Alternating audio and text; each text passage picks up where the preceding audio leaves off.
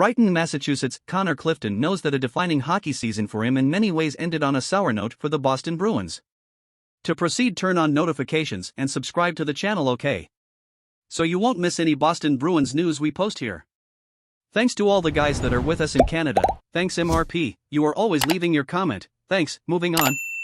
One of the many doubts about Jack Adams finalist Jim Montgomery's playoff picks was inserting Clifton back into the series in Game 6 in favor of puck mover Matt Grzelcyk along Boston's back end.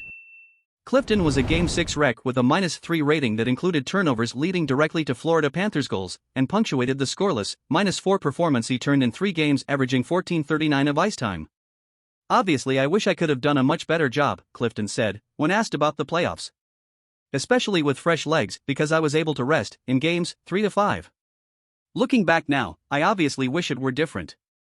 I wish I could go in there with those fresh legs and impact the game in a good way, get that win and end the series. That's not how sports work all the time. So I'm really disappointed with how this game went for me personally. I guess you move on, right?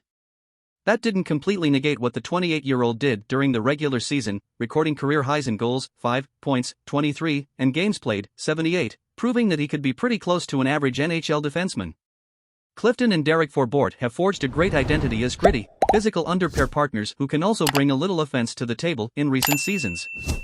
Unfortunately for Clifton, the season may have also ruled him out of any possible chance of returning to the Boston Bruins, due to money tied up in Charlie McAvoy and Hampus Lindholm, along with Grzelcyk, Brandon Carlo and Forbort signed for next season, and Mason Lohrei in Ascension as an advocate perspective. Clifton could easily be on track to land a new free agent deal in the $3 million or more per season range based on his improvement, his robust playing style, and his solid durability at the position. That's not the kind of money the salary-capped Boston Bruins will be able to give him, however. The 5'11", 175-pound Quinnipiac product is definitely due for a big raise coming from a 3-year, $3 million contract that made him extremely valuable to the black and gold as an NHL defenseman in the bargain basement. He's also still hopeful the Bruins want him back, as Clifton said he had an encouraging conversation with Bruins general manager Don Sweeney during his exit meetings. That's right. It's a privilege to put that crest on and compete with the guys in this room. It's something I will never take for granted, Clifton said, when asked if his preference is to stay with the Bruins. I love it here. Me and Don Sweeney, had a good conversation this morning in our meeting. We'll see what happens in the coming weeks.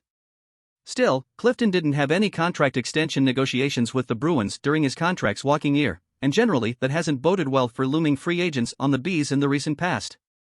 No, not really.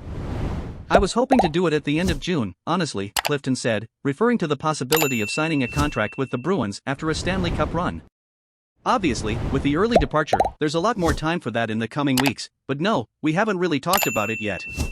It remains to be seen if there will be much talk between the Bruins and Clifton, but either way, Cliffy hockey left a lasting impression on black and gold.